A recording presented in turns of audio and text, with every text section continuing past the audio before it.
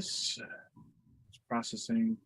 It may go live. It should ask me if I want to. Let me see. This meeting is being streamed live. Got it. All right. All right. There we go. We're good? Okay. Welcome everyone to Vertex Live. My name is Matt, and we'd like to welcome you to our podcast where we invite industry professionals to join us and discuss the inner workings of the entertainment industry, whether that be movies, games, or other interactive media, to discuss how our industry is evolving and how you can level up and succeed. Today we are here with Salvador Sánchez. He is one of our Vertex mentors, going from a fan of game art to a student at Vertex, then to being a TA at Vertex, and now moving to Europe to work in the industry. Sounds like a pretty amazing ride. Thanks for being here, Salvador. No, thank you for having me here, guys. It's much a pleasure.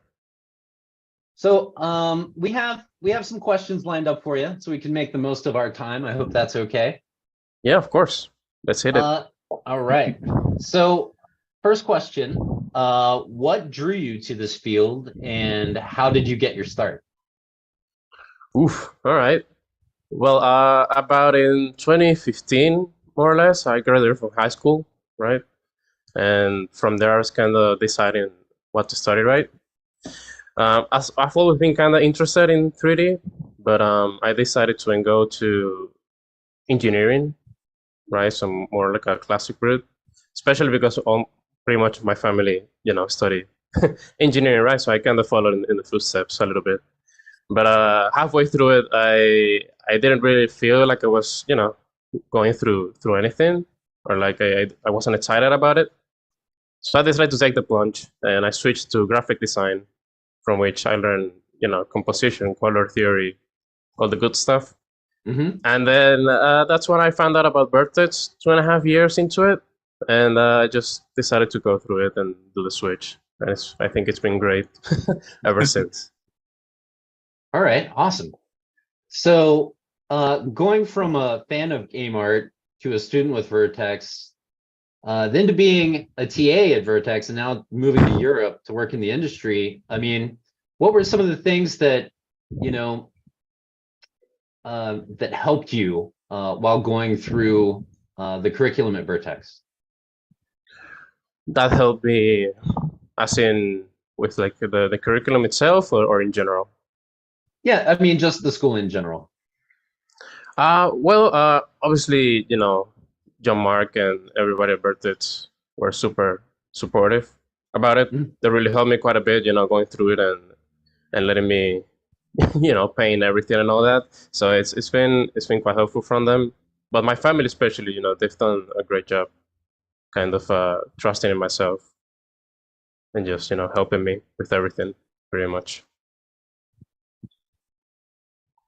Could Cool. you Awesome. talk to us a bit about like going from stage to stage, going from university over to Vertex, then as a TA, and now going into the industry? Were there any like major struggles that you could talk about that might help our viewers understand how to transition from each stage that are on themselves? So it's a good question, actually, because a lot of the time I was kind of going through the motions, Mm-hmm. But if I had to think about a method or something that could help, is first of all just kind of trusting in the process, because especially at the beginning, you're going to suck, right? That's kind of the reality of it. You're not going to produce good work from the get-go. So just kind of knowing in your head that, just be patient with everything. And as long as you work hard, especially working hard and, making some sacrifices, Yeah. you'll do just fine at the end, right? Because I think with so many great artists in the internet and kind of seeing all that great work, we can kind of get a little bit discouraged, right? When we don't see, that we can't achieve that. But I think that if it's truly that, you truly want this, you'll make the sacrifices in order to, to achieve whatever it is that you want to achieve. So That's good. I like that. And so the other side of the coin, did anything come like extraordinarily easy to you? Like along the way, along the process, was something like you thought was going to be overwhelmingly difficult and it just flew by easy? Mm, I think that my previous background with graphic design made a lot of stuff, be like common sense. But I truly thought that the modeling was going to be quite daunting. Mhm. And as once you figure out like the basics and the fundamentals, Mhm. like that, everything comes fairly quick. I like to believe, right? When you say modeling, do you mean just like normal box modeling, or do you mean like the sculpting? No, like pretty much the entire workflow, right? Because I thought Okay. that in order to achieve some shapes, it was going to be like something crazy, but I was just mostly some patience while working. All right, that's cool. Yeah, absolutely. And so I'm glad to hear that you were able to get through the process pretty good. And knowing what you know now, what advice would you give to like your younger self before you got into all this? Would you give to kind of like interest to kind of like further your pursuit a little bit easier instead of like kind of like hitting your head on like obstacle after obstacle? What would you have said to yourself to kind of make it a little bit easier? Well, for once, I would have said don't go into engineering and just jump right into it. I think that would be a good advice. Some stuff would have been much quicker. But if I had to give an advice to my younger self, um, maybe learning how to work within a set amount of hours. So like, because I think it's a bad habit to just work insanely amount of hours. So like, 4 or 5 hours straight. Like I think building a good system, right? Yeah, Like maybe you work for an hour and then you take a small break, right? So that you don't burn out in the process. Because health is very important through everything. So if you can maintain a good habits from the get-go, that would yeah. have made it much easier.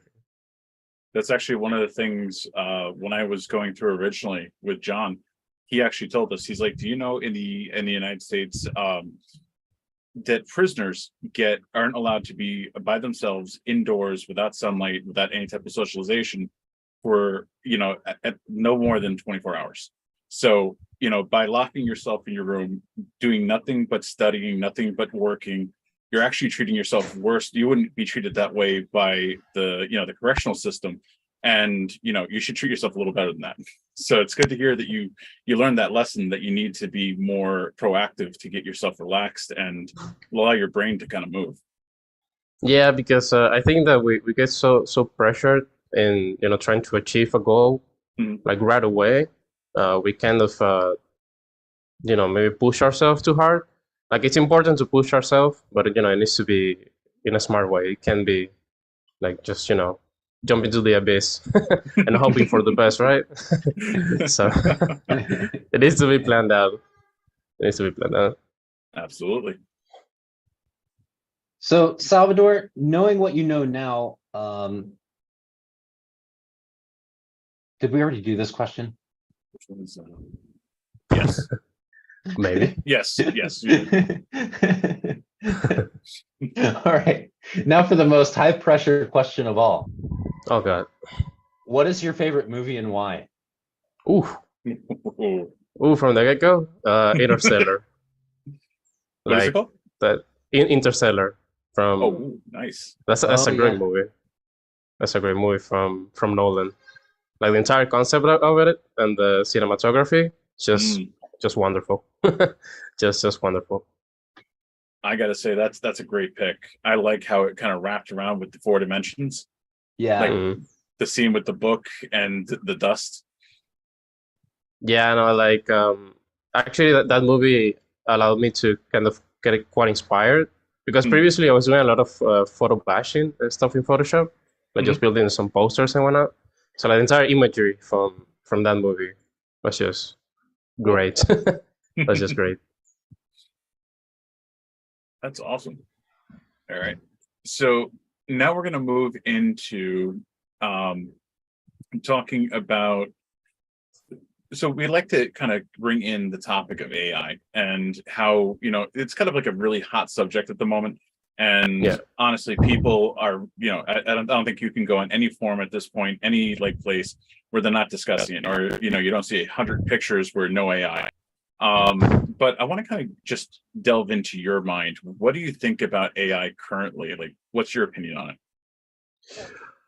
Mm, like I'm a little bit torn with it, Mhm, right? Because on one side, I can see the problems with it, mhm.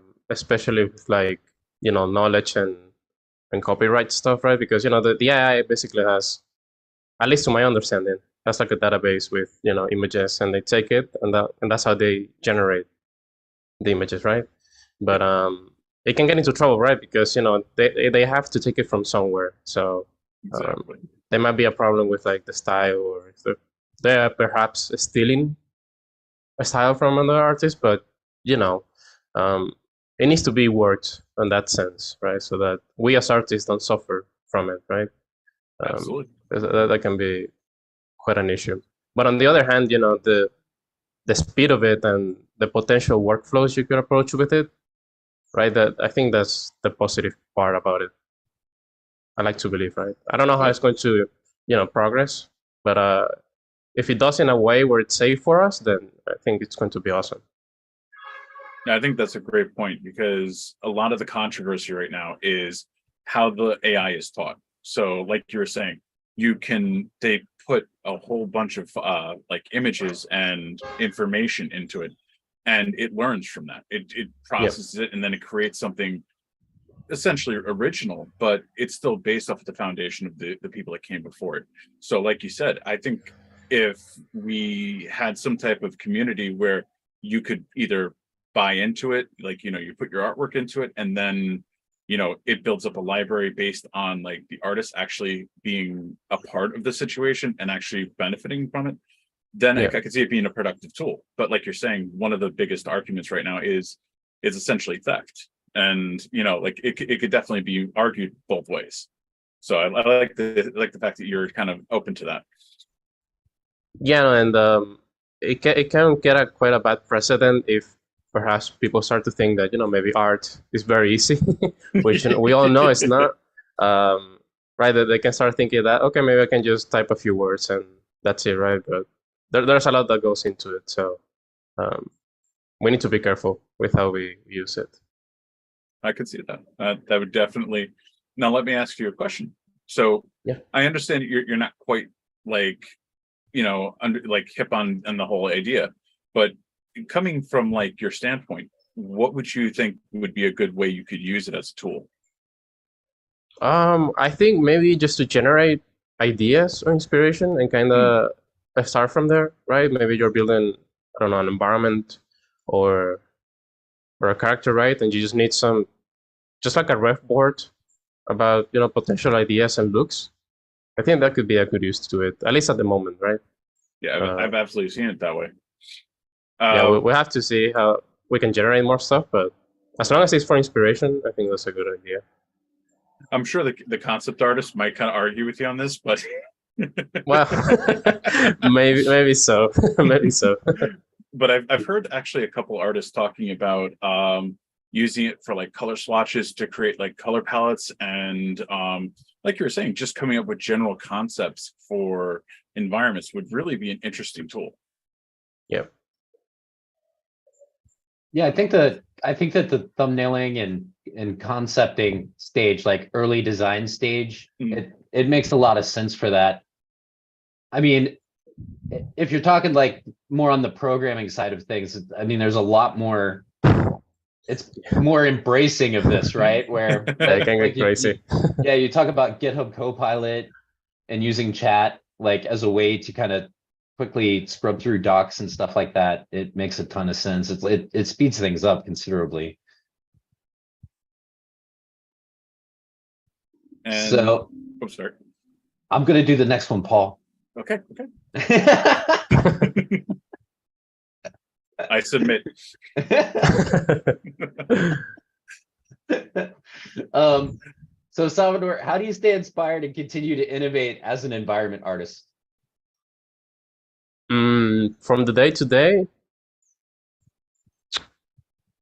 I actually just keep on searching for better artists than me, right? I think that's a good way for me to stay motivated. It can be quite humbling, right, to perhaps see somebody and be like, "Oh my God, how did I do that?" Right? But I think that as an environment artist, it's a mistake to kind of get comfortable with where you're at, right? Because the Okay. industry evolves at such a speed that if you don't, decide to keep on learning, you can get kind of stuck behind. So from the day to day, I just search or go through ArtStation and pick up some very cool uh, artworks, right? But something that especially helps me, especially with how I'm moving forward with my career, with lighting and whatnot, um, watching movies and cinematography, it's just a great way for me to keep getting inspired. Cool. All right. Awesome. Thanks, Salvador. Yeah, no, my pleasure.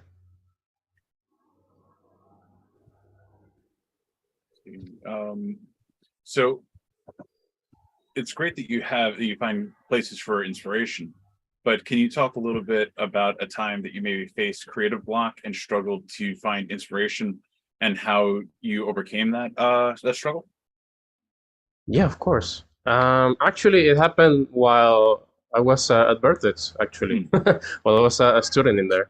Like I was doing my third term, right, the final term, Hmm. and I don't know why like nothing was just coming to me. Like everything for me was just looking ugly at the first step, right? Like even I got it like halfway done, and then I decided to just start from scratch. So I just deleted the project and I Yeah. started from scratch, right? Like, but something that helped me throughout that time was just to kind of step away from 3D for about a week and a half Hmm. to kind of things through, right? Because it was a time where I was really nervous and kind of worried about my future in terms of job seeking and what I'm going to do, right? Because obviously me and my family supported me quite a bit economically, so Hmm. I'm like, oh my God, how am I going to, get back on this? But I think that just stepping away from it, uh, at least a little bit, it can be quite healthy, right? So, and then from there, since I started from scratch, I just had a new set of eyes on everything. That's how I push it forward. That was the sci-fi hallway. That's Ah, on the portfolio. So yeah. yeah, I really like the way that came out. And I think recently you did a lighting on the subway, correct? Yes, That indeed. I was really impressed. I really liked the way the atmosphere came out and how everything really came along. Where how did that project go for you? Because I know you said that was kind of an experiment last time we talked. How did that project go? Was it pretty easy going or The relight in the subway, I kinda well since I'm going to start diving deeper into lighting, Mhm. moving my portfolio in that direction. The process how I went, I just kind of searched for some interesting color palettes Mm. and kind of just deleted everything in the subway scene and did it from scratch until I got it in. But dwelling into DaVinci and color grading and all that, that was also a good experiment for that. Alright, cool. And so we were talking about struggles and your worry about like how you're going to move forward. So I hope I'm not breaking anything by talking about the fact that you're moving to a new studio soon, right? You've gotten your first position. Yeah, no, I don't think so. Like, I'm going to be careful, but I don't think you're breaking anything. I wasn't sure if you hadn't told family yet. No, no, my family knows. My family knows. And would you mind talking about this new step in your career? Yeah, absolutely. Actually, it is quite funny because last year I applied to the same studio Mm. and I got rejected, and it was to the same team that I'm going to be on now. Um, but I think it was a good point that I got that no, right? Because I think that at the time I was not quite ready Mm. to jump into it in such a high level. But I decided to just take the no and improve as much as I could to kind of get through it. Um, of course, my lead is a really great guy, and he was really supportive, right? Okay. So I'm glad I tried again for the Good. same position. And as far as I know, you're moving into the UK, correct? Yes. Awesome. So how does it feel? And this is actually one of the topics I talk a lot with students is because they ask me like, where am I going to get a job? How am I going to get a job? How are you dealing with the idea of moving internationally and working like in a different country? Well, the thing is where I come from, right? Mhm. Which is in South America. Like I've always had my goal of moving out, right? Mhm. Just because, stuff here, it's kind of difficult sometimes. But um, I'm just trying to be as calm as I can, right? I know once I get there, I'm going to get probably nervous, right? Because kind of the dime hasn't dropped on me yet. But yeah, I'm just trying to prepare mentally for that. I'm sure it'll be fine. Like I like to believe I'm a very calm person when it comes to changes, but I'll be fine. Oh, and I I'll be believe just me, fine. we've talked in the past, and I know you well enough to know you're going to be absolutely wonderful. So don't worry about it. Thank you. You're welcome. And let me see. I think we're almost at the end of our questions. So, let me see. So, outside of like environment art, what kind of like hobbies and interests do you have that help your creative process so that you can move forward as an artist? Well, sometimes I like to play music. I think that's been quite a topic throughout my life. Like I learned guitar about when I was 10 years old, more or less. So I have like a decade of playing guitar. And when I need to kind of wind down and relax, I just grab it and try to compose some stuff. So, because I think staying creative, especially in this field, is very important. So it doesn't have to be necessarily something, um, related to 3D. Like I think, having other hobbies where you can be as creative as that is just as important for an artist, right? Um, and well, working out, just helps me to kind of shut the mind down, honestly. So, it's mostly that. Just mostly the music helps quite a bit. So I'm just reading a couple comments here. It seems like we're getting some nice congratulations for you. So awesome that you're getting the job. And let me see. I'm just seeing if there's any questions for Salvador. Nope. Everyone is just giving you platitudes and saying good luck. Thank you, guys. Much appreciated. Let me see. So I want to make sure, Matthew, do you have any extra questions that you were thinking of? Sure. I mean, and we may have kind of covered this topic a little bit already, but I mean, when you're kind of a topic that's really interesting to me, Salvador, is when you're making that transition, right, from being a student to a professional. And then, I think that persistence is a great topic. I mean, would you have other information for folks who are kind of still in the role of student who are looking to transition into the realm of a professional? Well, one of the things I always try to kind of get across the students in the labs is just to in a way always think that you're always going to be a student, right? Because I don't think you're going to get to a point where okay, like I know everything, right? There's always going to be something to learn, to improve. So like the way you can, I think that the way you can transition is just to keep on making the changes that you need to make to be better, than yesterday, and just kind of try for jobs. Like if you can just keep on applying, right? It'll get to a point where it's just going to get easier, right? Because basically you're just going to be doing the same stuff that you already do, but you're going to get paid for it, basically. Right. So like just having like a mind, of just trying to have fun with the process and not really, getting too stressed about certain stuff, and just remaining humble and learning how to communicate. Like getting some nice soft skills. It's just, I think that's the way to go to get into a professional level. Okay, that sounds good. You had mentioned, following some of your favorite artists, right, on ArtStation. I was wondering if you could tell us who some of those are. Well, from the top of my head, there's Alec Tucker, who's a cinematic artist at Epic Mhm. Games.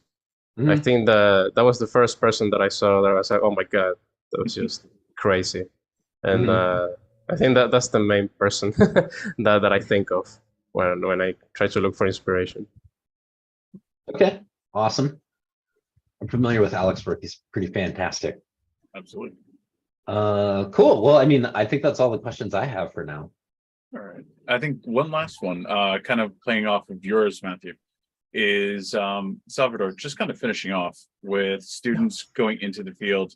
Do you have any like advice on portfolios, like do's and do nots, like that you might recommend not to put in your portfolio? Maybe from personal experience, realizing that it was a mistake, or things that like really got attention from professional. Well, that can be quite a topic, right? Because I think there's a lot of different opinions on that.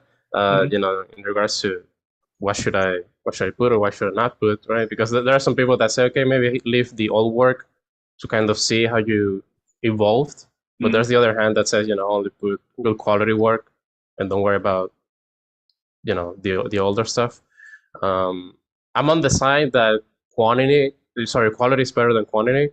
Mhm. Um, like I think you should just keep the best projects that you can, right? But to be more on the more specific, like just try to tailor the work to something specifically. Like don't try to do too much. So like if you have a portfolio where you have props and then environments and then you have characters and then you have a bunch of stuff, right? That doesn't It's not really going to work Yeah. because I know they're trying to showcase like, okay, I know all of these skills, but nowadays, like I think it's just more important to specialize in something. So like um if I had to start from the beginning, Mhm. like I would just try to find the area where I'm most interested in and then just work my portfolio towards it. I think that's the best chance that you can get into it. And obviously, taking care of presentation, composition, and camera work and all that. Even if you're in the day-to-day job, you're not going to really worry about it. But Mhm. when it turns to portfolio presentation, it's just the best because you can have a great environment, but if you don't present it in a smart way, it's just not going to work. Absolutely. I said the same thing to the term one students. It's like you could have fantastic work. If you don't know how to present it, it's gonna come fall flat. And you could have mediocre work and know how to present it to somebody and be able to kind of like, if you can plate like just like a hamburger and some fries in the right way, it sells. It sells good.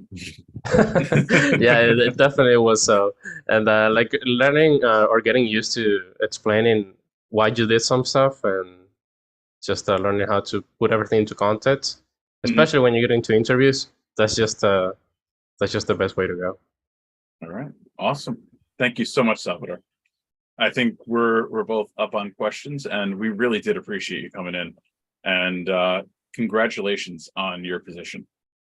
Oh no, thank you guys. It's much a pleasure. You guys helped me quite a bit, so I'm very thankful to you guys.